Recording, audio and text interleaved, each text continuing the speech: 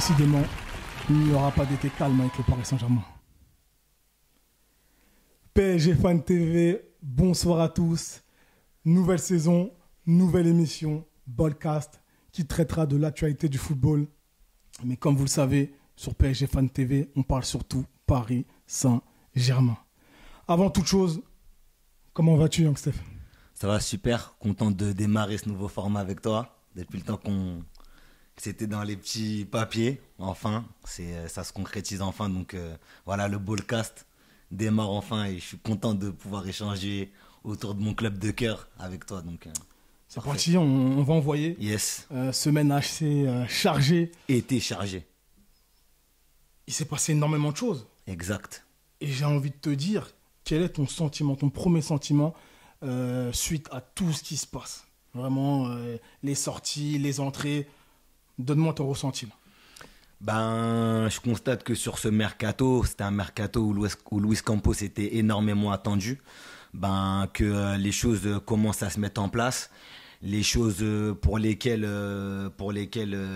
j'avais gueulé et on avait gueulé une bonne partie des supporters, ça commence à se mettre en place, de par les arrivées, de par les départs également. J'ai envie de te dire, mieux vaut tard que jamais. Et j'ai l'impression que la direction du club, le board, a entendu les revendications des supporters depuis 2021, qu'on commençait à faire savoir qu'il y a des choses qui n'allaient pas.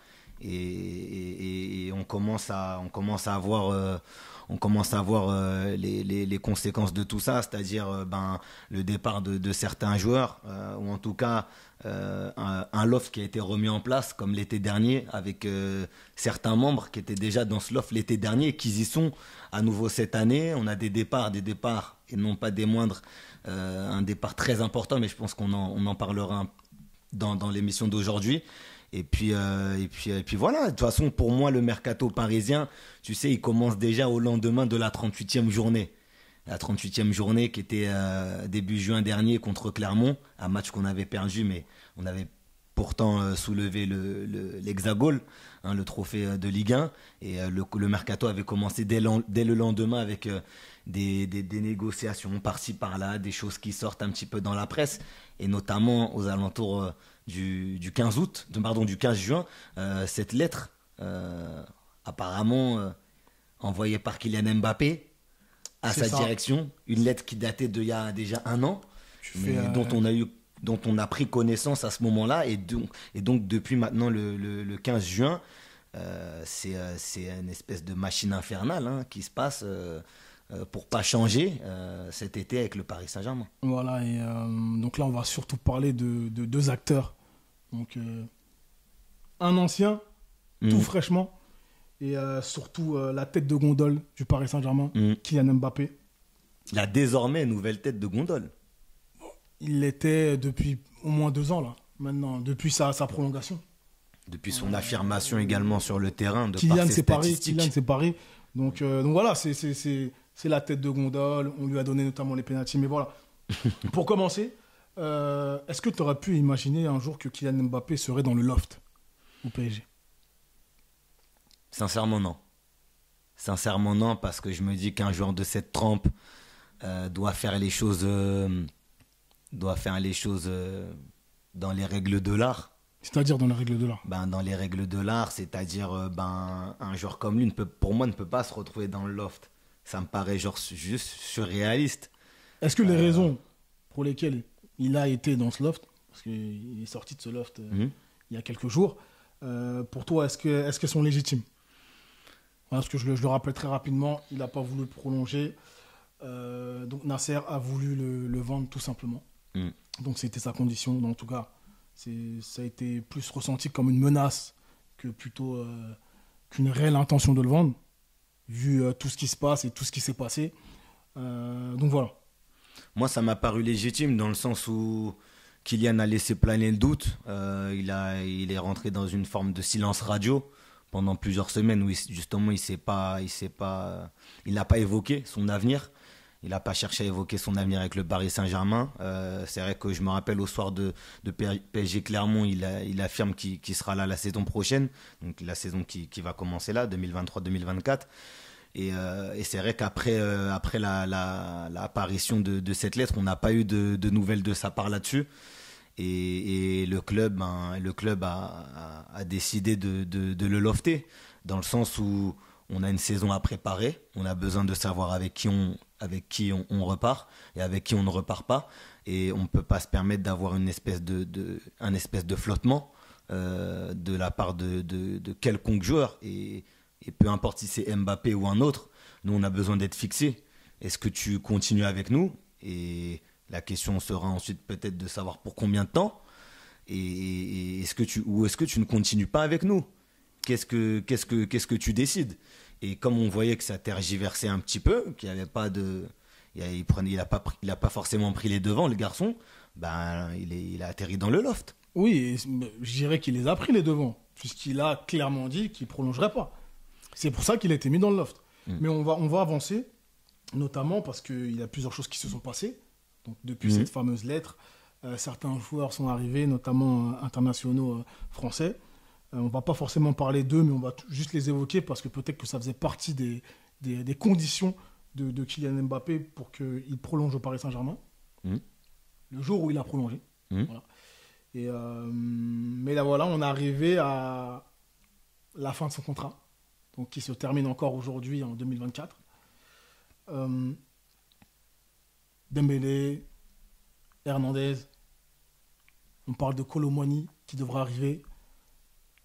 Il y a eu le départ tout fraîchement, quand même, d'une légende du club, Neymar Junior, donc, qui est parti pour Al Hilal pour la somme de 90 millions d'euros. Mbappé qui, juste avant, réintègre le groupe professionnel. Quel est ton regard sur ça? Est-ce que tu penses que... Je pense que c'est lié. Forcément. Tu me donneras ton avis. Et si c'est lié, donc Kylian Mbappé aurait demandé le départ de plusieurs joueurs, dont Neymar. J'ai l'impression que, en tout cas, les destins sont liés, ça c'est sûr. Moi, je sais que les deux, ils sont arrivés en même temps, quasiment, à quelques jours d'intervalle en 2017. Je sais que Neymar a beaucoup œuvré pour que le jeune soit parfaitement intégré dans cette équipe. Il lui a montré le chemin. Pas oublier que le Paris Saint-Germain on ne saura jamais, mais a empêché Mbappé de partir trop tôt à l'étranger et peut-être de se brûler les ailes. On a décidé de le conserver dans notre pays pour le développer, et c'est chose plutôt réussie jusqu'ici. Mais j'ai la nette impression et la nette sensation que il y a une rupture entre les deux sur les derniers mois, peut-être sur les dernières saisons. Alors, quel est l'épisode? Quel est le triste épisode qui a rompu les liens entre eux? Franchement, j'en ai pas la moindre idée si tu me poses la question. Mais on a l'impression qu'aujourd'hui, Mbappé, pour avoir des garanties, notamment au niveau du Paris Saint-Germain, quant à son avenir, on a l'impression que pour lui, c'est sans Neymar. Pour lui, c'est sans Neymar, et peut-être même c'est sans Verratti. Donc, moi... Il y a un fait sur lequel on peut se baser, en tout cas, c'est que Neymar a liké un post, voilà, qui disait notamment que depuis l'été dernier, Mbappé poussait pour un départ de Neymar. Donc le joueur lui-même, Neymar Junior, a liké ce post. Voilà, c'est un peu un langage assez... avec des signes qui sont peut-être plutôt clairs. Mais est-ce qu'on peut se dire, est-ce qu'on peut confirmer, est-ce qu'on peut dire aujourd'hui que Mbappé a sauté son départ et a prolongé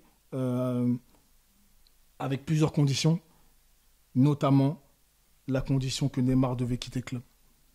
Donc, est-ce qu'on peut aujourd'hui dire oui, effectivement? Je pense qu'on peut pas encore s'avancer. Je pense il manque des éléments. Donc pour toi, le like, il veut rien dire. Il manque des éléments. Il manque des éléments, Byron, mais je pense que ça y ressemble en tout cas. Ça y ressemble et franchement, si c'est le cas, de la part d'Mbappé, je trouve ça très petit parce que, comme je t'ai dit, Neymar, c'est quelqu'un qui voyait comme une idole. Moi, je me rappelle d'interviews d'Mbappé avant qu'il vienne à Paris où il disait que voilà, ça serait une fierté pour lui de jouer aux côtés de Neymar, que c'était une idole pour lui, qu'il aurait beaucoup à apprendre de Neymar. On a vu également dans les premiers mois, dans les premières années, même s'ils n'ont pas toujours joué ensemble, parce que voilà, il y a eu les blessures de Neymar, il y a eu des choses qui se sont passées au cours des 6 saisons de Neymar qui font qu'ils n'ont pas toujours été amenés à jouer ensemble de manière simultanée sur un même terrain. D'accord. Mais tu sentais quand même, voilà, il y avait une grosse entente. Moi, je me rappelle à l'époque, dans les premiers mois, le nombre de passes qui pouvaient s'échanger, jusqu'à même en vesquille un Edinson Cavani, tu vois. Donc, c'est franchement. Après, tu vois, Je sais pas ce qui s'est passé. J'ai en souvenir encore Neymar qui donne son ballon pour le penalty contre Başakşehir à l'époque. Mbappé qui allait finir sur une année sans marquer en Champions League. Et il lui a quand même laissé la chance de casser une malédiction. Neymar est très altruiste. Voilà. Donc, Neymar est très altruiste. Si Mbappé a œuvré pour évincer Neymar, honnêtement, je trouve ça très petit, très sournois et décevant de la part de Kiki. Voilà, tu nous diras peut-être après pourquoi tu trouves ça décevant, mais j'aimerais qu'on rappelle certains faits dans le sport, en tout cas dans le sport collectif. Il faut savoir, si les gens ne le savaient pas, en tout cas là je vais le dire, quand on a un gros joueur ou un gros élément dans un effectif, un élément qui performe, qui plus est la tête de gondole de cet effectif, souvent on le consulte lorsqu'on décide de changer son environnement.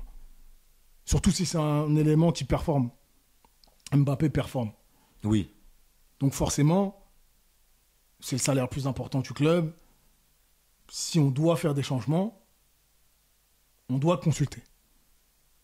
Attention Byron, on doit le consulter, mais on ne doit pas le placer au-dessus du club. Je trouve ça logique. Non, mais bien sûr que non. Mais jusqu'ici, là, je te parle d'équipe.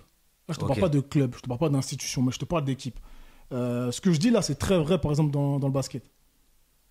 Tu vois, un mec comme LeBron James, qui est quand même un modèle pour Mbappé, il l'a pas caché, il a dit à plusieurs reprises, il est toujours consulté. Lorsqu'il y a des drafts, lorsque c'est le moment des transferts, on ne fait pas une équipe sans le consulter. C'est l'élément le plus important. C'est le meilleur basketteur. Donc forcément, on le consulte. Donc moi, je trouve ça logique. Si le Paris Saint-Germain décide de mettre Mbappé au cœur de son projet, je trouve ça logique que Mbappé ait un peu cette aura de leader et qu'à un moment donné, il décide de plusieurs choses. Et de notamment, quels joueurs doivent signer.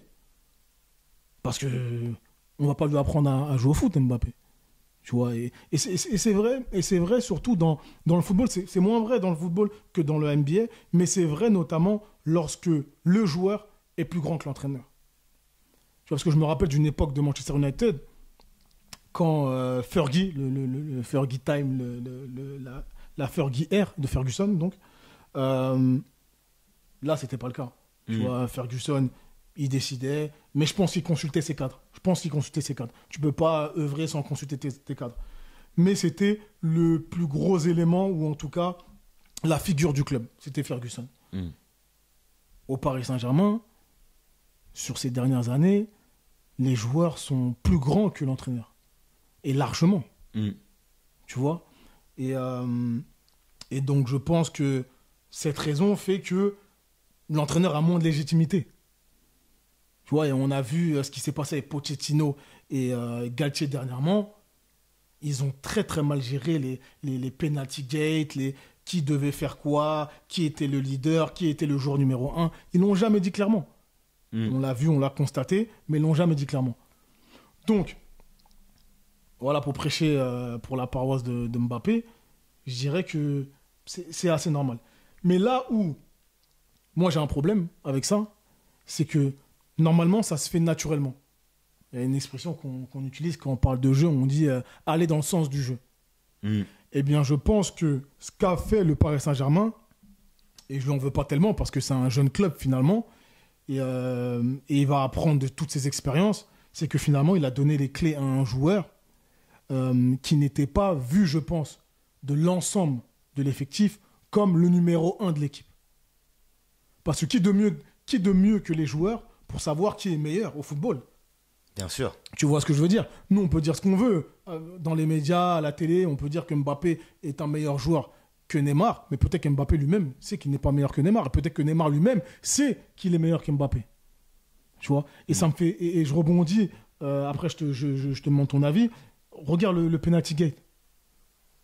On en est quand même venu à se poser des questions et à un moment donné débattre sur qui doit tirer les penaltys. Ça, c'était une blague. Si on parle de football, on parle de jeu, c'est une grosse blague. On sait très bien que Neymar Junior est le meilleur tireur de penalty sur Terre. On le sait, ça.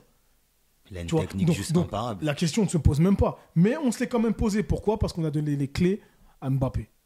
Voilà. Meilleur salaire, joueur numéro 1, la tête de gondole. Donc on veut faire avancer le projet Paris Saint-Germain avec Mbappé. Moi, ce que je comprends, parce que voilà, c'est un joueur français. Il faut aussi que la France et que les clubs français puissent bénéficier de ça aussi. Tu vois, parce que c'est ce qui s'est passé à Barcelone avec Messi. Tu vois, on a construit autour de Messi. Et on a notamment demandé à Messi son avis. Certains joueurs sont partis de Barcelone à cause de Messi. Voilà, Eto'o, Ibra, etc. Donc voilà. Donc ça, c'est pas une première dans le football. Tu vois, qu'un joueur dise « Ah non, lui là, je veux pas. Deux lions dans la tanière, ça peut pas fonctionner. Je suis le lion, c'est moi le leader, et donc faites une équipe autour de moi. Sinon, je ne signe pas, je veux pas. » Il y en a même eu 3 à un moment donné. Exactement. Donc voilà. Je dis tout ça pour te dire que voilà, je comprends d'un côté, c'est le leader qui a été choisi. Donc on fait tout autour de lui. Mais d'un autre côté, je pense personnellement que Neymar est un meilleur joueur de foot que Mbappé. Tu vois, au niveau des performances, c'est clair que sur les dernières années, Mbappé est au-dessus, c'est numéro 1.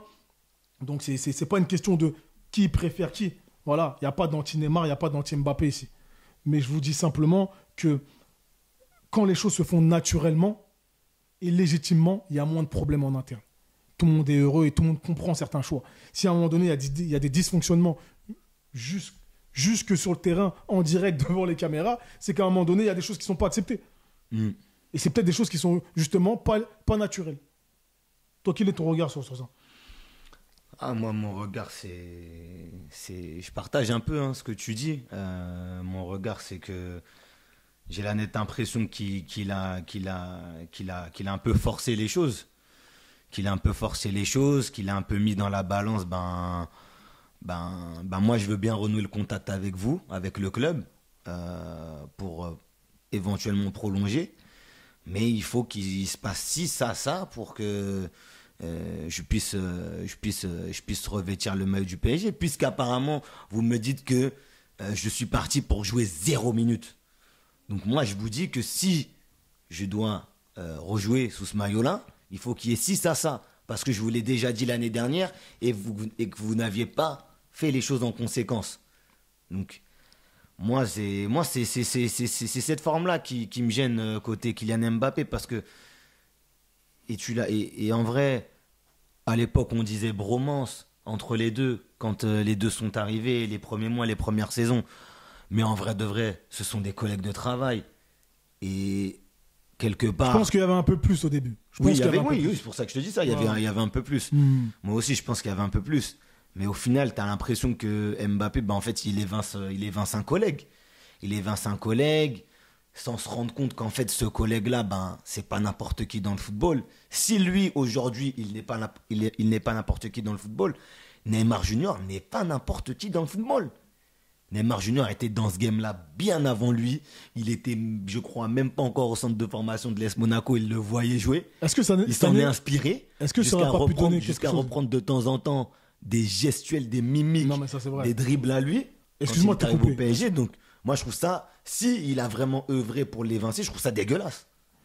Mais est-ce que justement, ils n'auraient pas pu, cette année, avec le cadre qui est en train de se mettre en place, Luis Enrique, certaines recrues, je parle de la défense, je parle du milieu de terrain, même s'il est un peu en travaux encore aujourd'hui, Kang-in Lee, qui est très intéressant, naissait une petite amitié entre lui et Neymar, bon voilà, ça a été avorté. C'est vrai. Est-ce qu'ils n'auraient pas pu évoluer ensemble dans ce nouveau cadre? Question très intéressante. Je pense que oui. Mais moi, c'est mon avis de supporter. Ça n'engage que moi. Je pense que oui. Je pense qu'on aurait pu continuer avec Neymar. Mais je pense que... Et Mbappé. Et Mbappé également.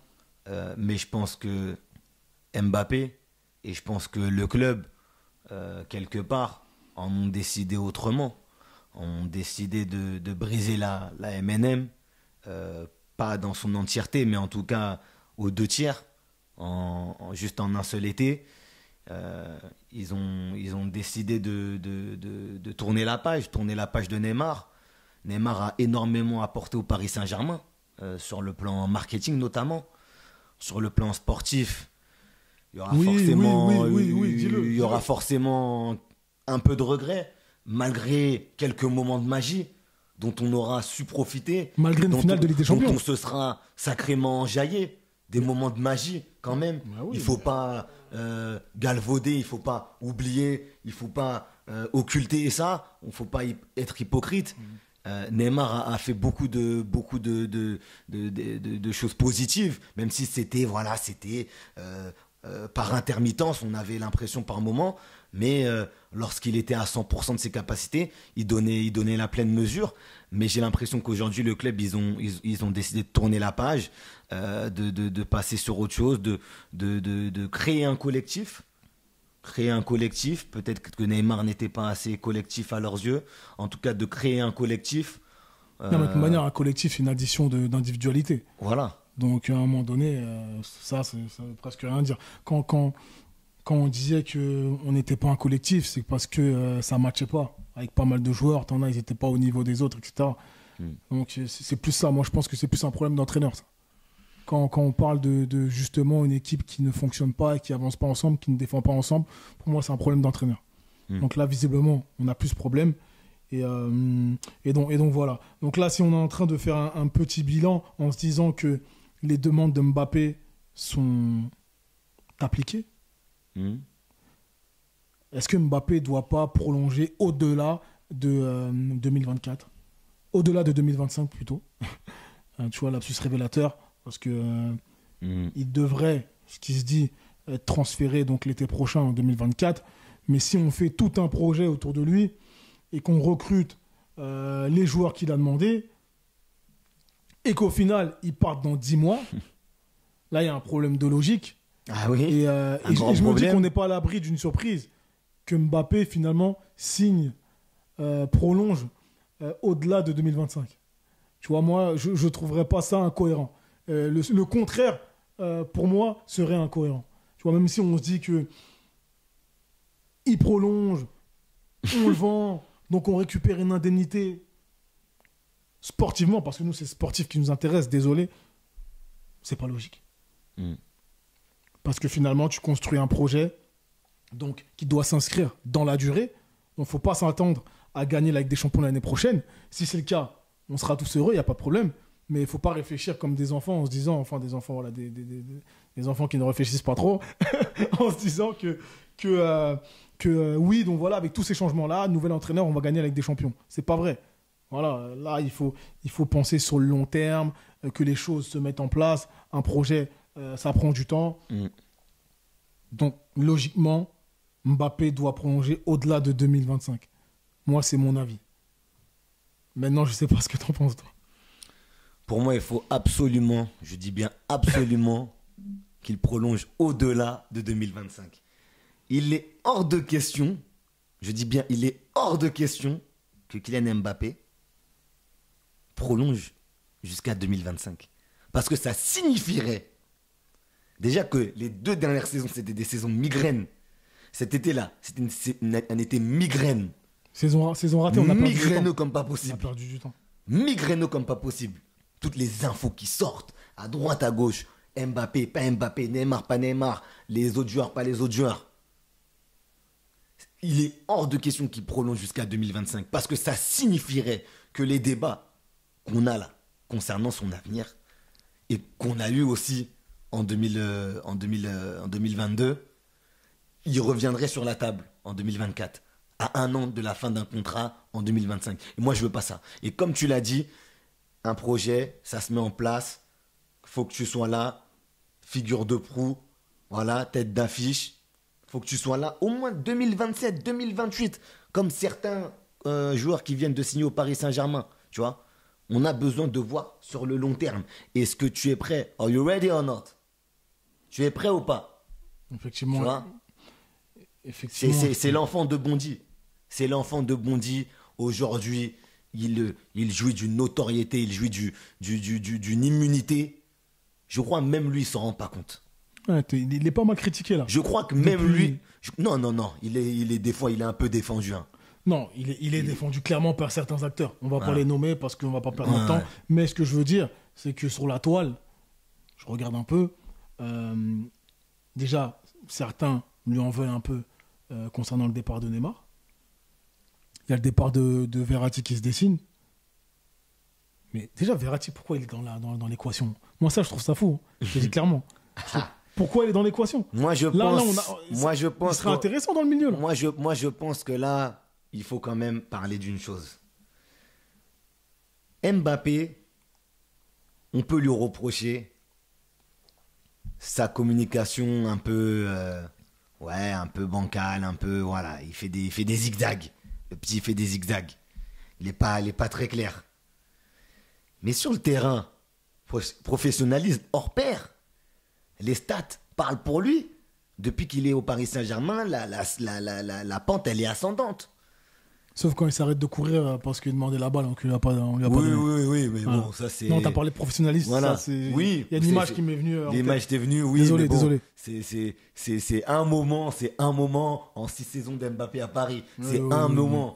C'est un moment. C'est comme malheureusement ça nous fait mal, mais la passe qu'il fait à Neuer en finale, c'est un moment. Non, malheureusement, là, en 6 saisons d'Mbappé au PSG. Quel moment. Quel moment. Mais ce que je veux dire par là, c'est que quand je parle de termes de professionnalisme, c'est que Mbappé, quelque part, il a toujours été là pour le Paris Saint-Germain. Il a toujours staté, oui, pour sa propre gueule, on le sait, qu'il est comme ça, mais aussi pour le bien du Paris Saint-Germain, pour que les choses avancent en notre sens. Et il se rend compte que Neymar, qui était une idole lorsqu'il était plus jeune, en fait, Neymar, il fait beaucoup la Java. En fait, Neymar, il joue au poker. En fait, Neymar, fait des soirées escapadeurs, dérange ses voisins, jusqu'à ils font des pétitions pour le faire déménager de Bougival.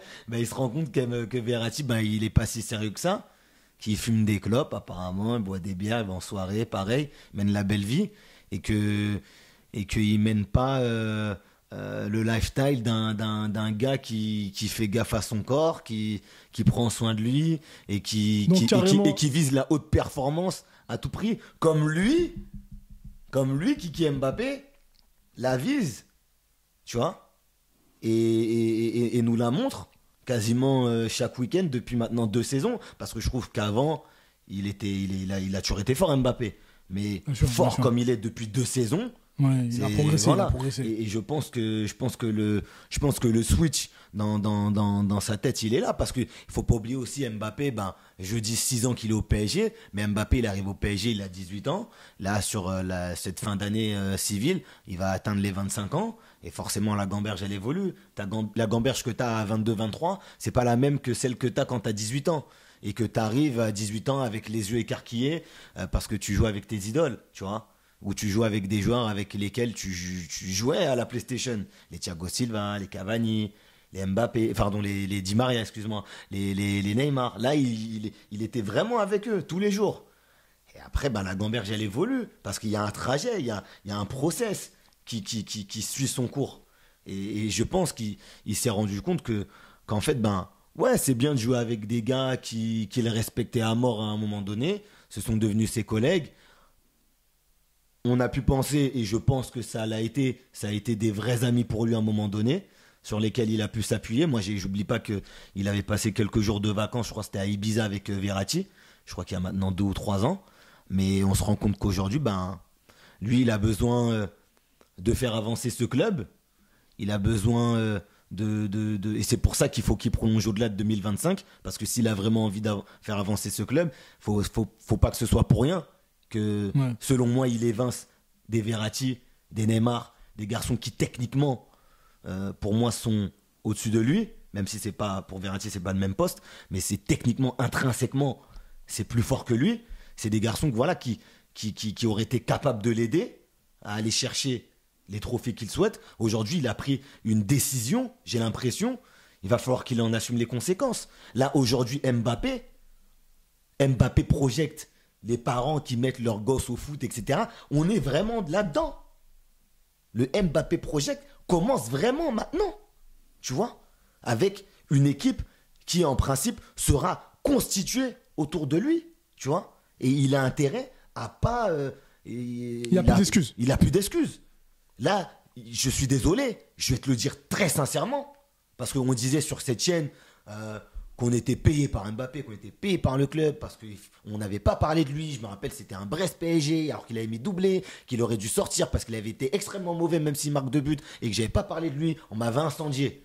Aujourd'hui, je te le dis clairement, si les choses se passent mal, la saison qui a débuté, notamment en Champions League, tu auras beau me dire, on n'attend rien de cette équipe en Champions League, c'est une saison de transition, on reste le Paris Saint-Germain avec les ambitions qui sont les nôtres. Donc si ça se passe mal en Champions League, malheureusement, on devra se retourner contre lui. Frérot, il a fait des choix forts. Et je ne suis pas du tout un chemin du roi. Je ne suis pas du tout un partisan du petit Thibou, comme vous l'appelez. Moi, il faut savoir que le petit Thibou, ça fait un paquet de temps qu'il commence à me casser les bonbons. C'est la première du Volcas, on va rester poli. Hein, mais voilà, si les choses venaient à se casser la gueule, pour moi, il fera partie des responsables, des principaux responsables. Avec cette direction, bien évidemment. Parce que nous, on est juste simples supporters, Byron. Nous, on n'est pas décisionnaires. On regarde ça de très loin, malheureusement. On aimerait pouvoir être un peu plus présent pour le club, donner un peu plus notre opinion, un peu plus souvent, avoir cette proximité avec le board, avec les joueurs. On ne l'a pas. Aucun supporter du Paris Saint-Germain n'a été d'accord avec le fait que le Paris Saint-Germain place Mbappé au-dessus du club. Notamment à l'été 2022, au moment de faire prolonger Kylian, en lui faisant des promesses. Il va se passer ci, il va se passer ça. Donc oui, à l'époque, ils lui font des promesses. À l'époque, quand il prolonge avec ce fameux maillot 2025, bah oui, dans la balance, il y a à faire tomber Leonardo, parce que moi, je veux continuer. Pour toi, Mbappé était au-dessus du club. Donc, moi, j'ai l'impression qu'on l'a placé au-dessus du club en 2022, tu vois, à l'été 2022. Moi, ça m'a... Moi, lorsqu'il a prolongé à ce moment-là, ça ne m'a pas dérangé, surtout lorsque j'ai vu que Leonardo est parti. Et les gens, ils savent, j'étais un anti-Leonardo. Sur cette chaîne, je l'ai beaucoup tensé, tu vois. Mais plus le temps est passé, et plus je me suis rendu compte que, ouais, ce gars-là, il a été placé au-dessus du club. Et moi, l'été 2022, tu dis ou... J'ai l'impression. En tout cas, c'est... C'est pas l'été 2021 2022, quand même, hein. 2022, ça a vraiment, je sens que ça a été vraiment bien marqué, tu vois. Que là, c'était lui qui avait pris la relève, tu vois, là-dessus. Et moi, donc je te dis, il y a un an là. Ouais, un an. Et moi, je te le dis, il n'y a aucun supporter du Paris Saint-Germain. Je suis même prêt à le dire, hein, même je suis pas porte-parole des supporters du PSG, mais quand je entends les mecs parler, il n'y a aucun supporter, hein, qui te dit que le club a eu raison de mettre Mbappé au-dessus du club. Il n'y a aucun qui te dira ça. Et moi, le premier. Mais c'est sûr. Il n'y en a aucun. Ça, ils ont fait une dinguerie. C'est une dinguerie d'avoir fait ça. Là, aujourd'hui, ils ont pris la mauvaise direction. C'est comme quand tu es sur l'autoroute, frère. C'est-à-dire, ils ont pris la mauvaise direction. C'est comme quand tu es sur l'autoroute. Soit direction Lyon, soit direction Nîmes. Attends, pourquoi ils ont pris la mauvaise direction? Mais jamais tu dois mettre... Parce que certains te disent que Nasser a remis l'institution au centre. C'est des foutaises. Certains te disent ça. C'est des foutaises. Parce que Mbappé était, entre guillemets, au cachot. entre guillemets. Mais c'est des foutaises. Et que il voilà, n'avait et pas que- la main. et que Il dans n'avait son pas la discours- main dans ce dossier Nasser El Khelaïfi. Ah bon Il est juste sorti. Jusqu'à présent. Moi, je pense que c'est mais lui là juste- qui gère mais- le dossier. Mais jusqu'à présent. Et non pas Campos. Mais jusqu'à présent, Mbappé est toujours son contrat au PSG. Oui, il a pas prolongé. Contractuellement, Il a pas prolongé. contractuellement, Mbappé est dans son droit. Quelque part. De pas. Moi qui lui demande de s'exprimer, bah lui, il est dans son droit d'être dans cette situation, de pas donner plus d'infos sur son avenir. Même Non, si mais- moi, non, mais même si si tu moi comme prolonges je t'ai dit, pas. ça me casse les bonbons. Non, mais mais- lui, contractuellement, non, mais- est dans son droit. Dans le foot, on n'a jamais vu le meilleur joueur du monde, voilà, ou un des meilleurs joueurs du monde, partir gratuitement d'un club à l'âge de 25 ans. Ou 24. On l'a jamais Non, vu mais ça. moi, je suis d'accord avec toi là-dessus. Donc déjà Là n'est donc pas le déjà, problème. dire qu'il est dans son droit, on n'est pas en NBA. Là, c'est le football. Ah oui. Là, c'est pas la NBA. Tu vas pas à la fin de ton contrat et Mais, t'es en free agent et tout. Byron, Non, c'est pas ça, c'est pas ça. Dieu merci que Nasser El Khelaïfi il a pris la parole. Et d'ailleurs, j'ai trouvé que son intervention était un peu tardive. C'était au moment de l'intronisation de Luis Enrique. Hein. Mais encore heureux que Nasser prenne la parole là-dessus. C'est son club. C'est lui qui nous a dit en 2021 ou en 2022 qu'il y aurait des grands changements. C'est lui qui a dit que le bling bling c'était fini. Peut-être que le départ de Neymar, ça coïncide avec ça en fait, tout simplement. Peut-être qu'il n'y a On verra, pas on verra. plus à se prendre la tête. On en parlera dans un autre... Parce que Neymar a toujours représenté et surtout depuis son arrivée au Paris Saint-Germain à l'époque en 2017, représenté dans l'esprit de bon nombre de supporters. Le bling bling. Un gars qui est venu au Paris Saint-Germain pour les mauvaises raisons, dont beaucoup dit certains. Ouais, Pour ça l'oseille. Mais Plus pour l'oseille que pour la performance. Je sais pas. Je sais pas, Et tu sais, je sais pas. moi, ce qui me fait bien rire, c'est qu'aujourd'hui, Déjà, il n'y a pas de contrat. Il n'y a pas de contrat s'il n'y a pas d'argent. Tu vois. Donc Bien déjà, sûr. dire que les gens, ils viennent pour l'argent, mais tout le monde y va pour l'argent. Aujourd'hui, demain, si tu travailles dans ton métier actuel, c'est un peu pour le retour financier que Bien l'entreprise sûr, doit faire. tu vas pas jouer Voilà. pour la gloire, hein. Tu vas pas Faut- travailler faut- pour la gloire. Donc déjà, l'aspect financier, tous les joueurs, c'est le cas. C'est le cas pour tous les athlètes Bien sûr. professionnels. Ouais, comme disait Denzel Washington, il n'y a pas de film s'il n'y a pas de business. Voilà, on ne fait pas des films comme ça pour le plaisir de faire des films. Non, il faut quand même la contrepartie financière. Donc, moi, je trouve ça logique. Tu vois, entre guillemets, s'il mérite ça, si c'est contractuel, eh bien voilà. Le Paris Saint-Germain n'avait pas le couteau sur la gorge pour le recruter. Justement, ils ont fait un investissement et moi, je trouve que c'était un investissement gagnant. Tu vois, aujourd'hui, on a mis Mbappé devant, on a mis Mbappé en tête de gondole, donc au centre du projet. C'est pas comme si on ne payait rien du tout. Tu vois ce que je veux dire? Donc, quand tu dis le bling-bling c'est terminé, moi je sais pas. Je sais pas si c'est terminé. C'est pas moi qui le dis, c'est Nasser. En tout cas, c'est le plus gros salaire européen. Mbappé, c'est le plus gros salaire européen. Ça, il faut le dire aussi. Voilà. Donc oui, on va terminer sur ça en tout cas. On fera peut-être une édition sur Nasser. Je pense. Beaucoup chahuté. Il le faudra un jour ou l'autre. Certains disent qui reprend du galon ou qui était le meilleur président, etc. On donnera notre avis sur ça. Moi, je trouve en tout cas que si Mbappé prolonge au-delà de 2025, je trouve que là, c'est le début d'un nouveau cycle. Donc, voilà. Parce qu'avec Neymar, c'est un cycle qui s'achève. La vraie vie sans Neymar va commencer. Verratti, on verra bien. La vraie vie sans Neymar, Byron va commencer. Il reste à peu près 2 semaines pour recruter des créateurs au milieu de terrain. On l'a vu lors de cette première journée. C'est compliqué de créer. Voilà, on sait faire des passes, etc. Mais maintenant, il faut des créateurs. Il faut des game changers, comme on dit. Mbappé en est un. Mais ce n'est pas un créateur. Ce n'est pas un créateur. C'est pas un créateur. Voilà. Même si c'est un cher Leonardo qui l'a dit. Voilà, ce n'est pas un créateur. En tout cas, moi, c'est mon avis. Ouais. Donc voilà, le mercato n'est pas terminé. On verra ce qui va se passer. Et voilà, so long Neymar Junior. Ouais, hein. On espère qu'il restera égal à lui-même. Ah, il pourrait revenir, hein. 2 ans. Enfin, j'ai pas dit au PSG, mais il pourrait revenir en Europe. 2 ans. On il a signé 2 ans. 2 ans, une année optionnelle. 33 ans, t'es encore jeune, hein. Si tu fais attention, regarde Benzema. Ouais, mais Neymar n'a pas toujours fait gaffe à son corps. Hein. Lorsqu'il était chez nous, moi, j'étais pas avec lui. Beaucoup ont repris les photos avant-après, 2017, 2023. 2017, un Neymar très affûté en mode ninja. Et 2023, un peu plus joufflu, un peu plus groggy. Donc, bon. Non, moi, voilà. je retiendrai que sur le terrain, c'est quelque chose. C'est quelque chose. Neymar, il n'y en a qu'un. Neymar, il n'y en a qu'un, même si moi, il a pu de temps en temps m'agacer de par l'extra sportif et une forme de toxicité pour moi qu'il a pu amener sur le Paris Saint-Germain. Parce qu'aujourd'hui, le Paris Saint-Germain, tu vois, on arrive à un moment donné, 10, 11 ans, 12 ans de QSI, on arrive à un moment donné où là, ça y est, il est le temps de bosser sereinement, de laisser nos coachs travailler tranquillement. Et comme je l'ai dit, ouais, de bosser sainement, sereinement, sans avoir trop de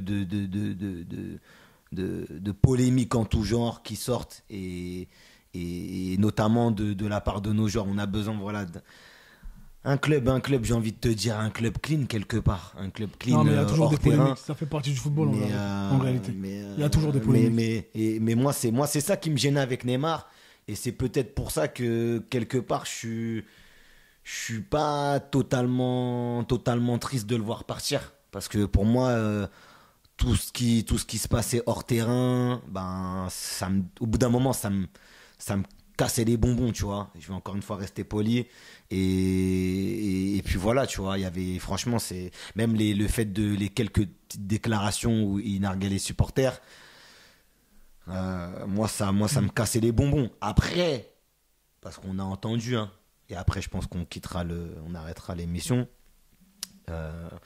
Même si on a entendu, voilà, l'épisode où ils sont allés devant chez lui, et comme je l'ai dit sur la chaîne, dans un débrief qui avait bien fonctionné à l'époque, il y a quelques mois, j'avais dit que j'étais pas d'accord avec le fait d'être allé devant chez lui. Apparemment, cet épisode-là aussi a joué dans le fait que Neymar ne s'est plus senti en odeur de sainteté ici. Ce n'était pas quelque chose à faire, et je le maintiens encore aujourd'hui. En tout cas, c'est sûr. Neymar, il peut te casser les bonbons autant qu'il veut. Tu n'as pas à aller devant chez lui. Mais Neymar, mais n'importe Parce que tu vois, c'est des choses qui se font pas. Je finirai là-dessus. Les mêmes personnes qui sont allées devant chez lui, épisode dont on nous dit que ça l'a traumatisé, et moi je pourrais comprendre que ça le traumatise, tu vois. Les mêmes personnes qui sont allées devant chez lui, jamais ils iraient devant chez Mbappé.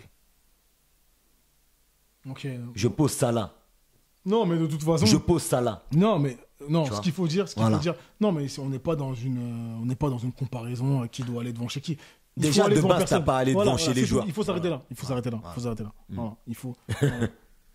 On va devant chez personne. Voilà. C'est du football. Nous, on va devant le parc, c'est tout. Exactement. Donc on est dans et aux abords du parc, c'est tout. Voilà, c'est du football. Ça n'est que du football. Bien sûr, c'est que du foot. C'était la première édition du Ballcast. Il y en aura d'autres, toutes les semaines au minimum. Donc, j'espère que ça vous aura plu. Partagez, suivez-nous sur les réseaux sociaux, comme d'habitude. Et on vous dit à très bientôt sur PSG Fan TV, tout simplement. À bientôt, l'équipe.